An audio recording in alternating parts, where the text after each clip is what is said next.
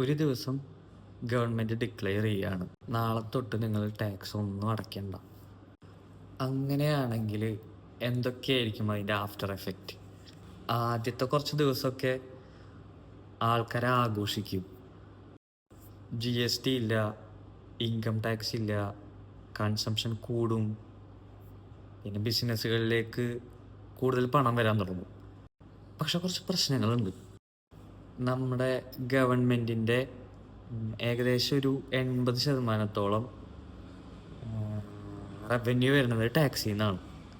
അപ്പോൾ ഈ ടാക്സ് നിൽക്കുന്നതോടെ ഗവൺമെൻറ്റിൻ്റെ സ്പെൻഡിങ് കുറയ്ക്കേണ്ടതായിട്ട് വരും. അപ്പോൾ ഗവൺമെൻറ്റും ഗവൺമെൻറ്റിനെ ഡിപ്പെൻഡ് ചെയ്ത് നിൽക്കുന്ന ആൾക്കാർക്കും ഇത് വലിയൊരു പണിയാവും. ഏകദേശം 3 മാസമൊക്കെ ആകുമ്പോൾ ഗവൺമെൻറ് സാലറീസ് മുടങ്ങി തുടങ്ങും. ഇത് ആശുപത്രികൾ, സ്കൂളുകൾ, പോലീസ് സ്റ്റേഷൻ, ആർമി ഇവയുടെ പ്രവർത്തനമൊക്കെ സാരമായി ബാധിക്കും.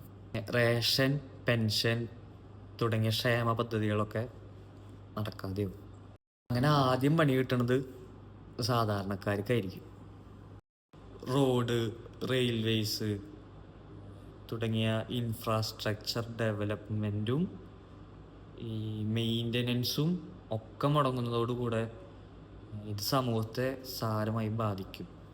ഈ ഫണ്ട് ക്രൈസിസ് ഒഴിവാക്കാൻ വേണ്ടിയിട്ട് RBIക്ക് കൂടുതൽ പണം ഇഞ്ചക്ട് ചെയ്യേണ്ടതായിട്ട് വരും. ഇത് ഇൻഫ്ലേഷൻ കൂട്ടും, രൂപയുടെ മൂല്യം കുറയ്ക്കും. സാമ്പത്തിക അസമത്വം രൂക്ഷമാവാൻ തുടങ്ങും. പിന്നെ 1 വർഷം ആവുമ്പോഴേക്ക് ഗവൺമെൻറ്, സ്കൂള്, ഹോസ്പിറ്റൽസ് ഒക്കെ അടച്ചിടേണ്ടി വരും.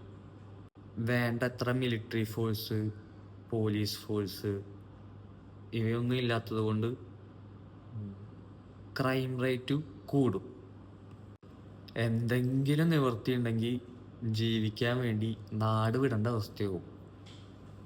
ഇത്രയും പറഞ്ഞത് വെറും സാമ്പിൾ മാത്രമാണ്. കൂടുതൽ അറിയണമെന്നുണ്ടെങ്കിൽ ഡിസ്ക്രിപ്ഷൻ നോക്കുക. ശരി.